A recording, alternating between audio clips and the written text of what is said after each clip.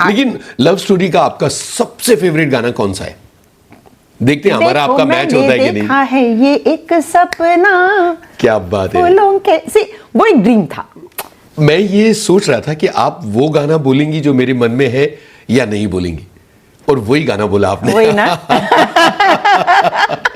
सो वो एक दौर था ना जब वो गाना देके हम सोचते थे कि यार कभी हमारा भी रोमांस हुआ तो हम भी ऐसे ही घर बनाएंगे, ऐसे हम उस दुनिया में, उस एक अलग दुनिया में जीते थे उस टाइम। बिल्कुल। और ये जो 80s की दुनिया है, सिनेमा की जी, रोमांस की दुनिया, ये बड़ी मासूम सी दुनिया थी। हाँ, बड़ी प्यारी दुनिया। Yes yes.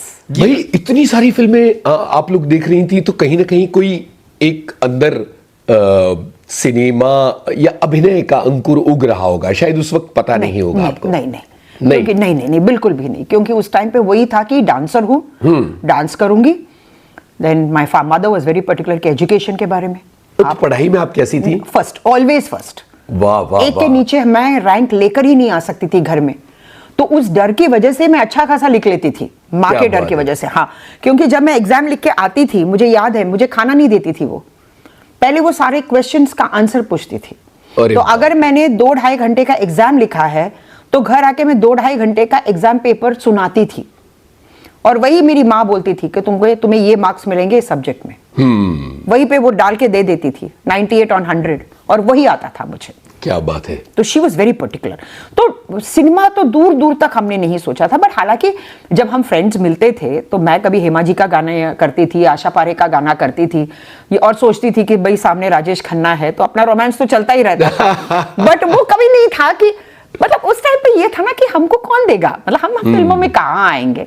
एंड मेरी माँ यही बोलती थी कि एजुकेशन करो, यूएस चली जाओ, अगर तुम नहीं गई तो एक यूएस का दूल्हा मैं ढूंढूंगी, तुम्हें शादी करके वही भेज दूंगी। यूएससी क्यों?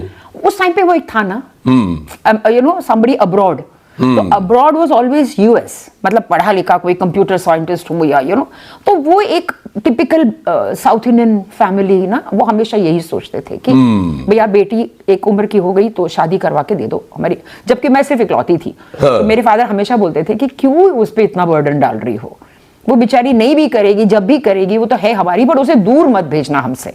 ही वॉज वेरी पर्टिकुलर कि बेटी घर से दूर नहीं जानी चाहिए। और बेटी तो अपने पिता को सबसे प्रिय होती है ना, ऐसा कहा जाता है कि बेटियों का कनेक्शन। हाँ, बट क्योंकि हमारे घर में बेटा नहीं था तो मैं ही दोनों तरफ, मेरी माँ के लिए मैं बेटा थी और मेरे फादर के लिए मैं बेटी थी। सो मेरी माँ बहुत स्ट्रिक्ट थी, मेरे फादर थोड़े से वो फ्लेक्सिबल थे लाइफ में, but she was very particular, क्योंकि बार बार मुझे ये बोलती थी वो कि तुम्हारे फादर सवेरे 7 बजे निकल